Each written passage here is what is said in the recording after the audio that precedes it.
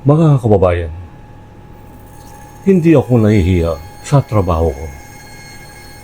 Real talk po tayo. Alam nyo, hindi sukatan ng tagumpay ang trabaho, sweldo o kung may tumutulong sa iyo. Ang mahalaga ay marangal ang pamumuhay at marunong kang magpasalamat.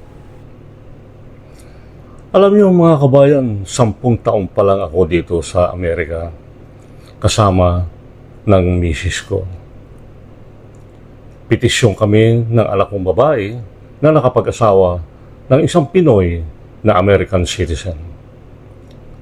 Bilang isang green card holder, nagtrabaho ako ng part-time sa isang Filipino store dito sa Long Beach, California. Minimum wage ang sahod ko. 5 oras bawat araw, 5 araw bawat linggo. At madalas, may nagtatanong, worth it ba? Para sa akin, oo naman. Hindi dahil malaki ang kinikita ko, kundi dahil marangal ang trabaho ko. Hindi ko ikinahihiya ang magtrabaho sa Filipino store. Kahit minimum wage pa yan, pinaghihirapan ko at malinis ang perang inuuwi ko. At gusto ko ring linawin sa mga nakakakita ng buhay namin dito sa Amerika. Kung tutuusin, kahit hindi na ako magtrabaho, kaya naman kaming suportahan ng mga anak at manugang namin. Hindi kami umaasa sa ayuda sa American government. Sa ngayon, wala rin kaming libreng health insurance. Ang health insurance namin, mag-asawa ay binabayaran ng anak namin. Libre din ang bahay namin, pati ilaw at tubig. May sasakyan din akong ginagamit pagpasok sa trabaho at pagpunta sa simbahan tuwing linggo. Bigay din ng anak ko. Saan ka pa? Kaya hindi ko tinitingnan ang trabaho ko bilang tanda ng desperado ako sa Amerika. May ilang kasi nagsasabi, kaya ako nagbablog dahil desperado na daw ako. Gusto ko lang kumita. Ang totoo, hindi naman kalakihan ang kinikita ko sa Facebook. Dagdag libangan lang at pagkakataon na makapagbahagi ng totoong buhay sa Amerika. 3 sa mga anak namin ay nandito sa Amerika. Isa sa Hollister, isa sa Las Vegas, at Long Beach.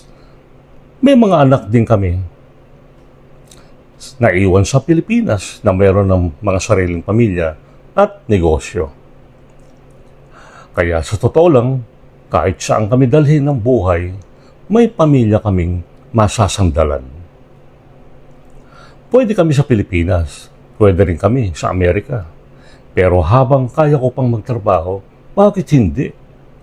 Hindi porke senior ka na, 75 years old na ako, bawal ka nang maging productive.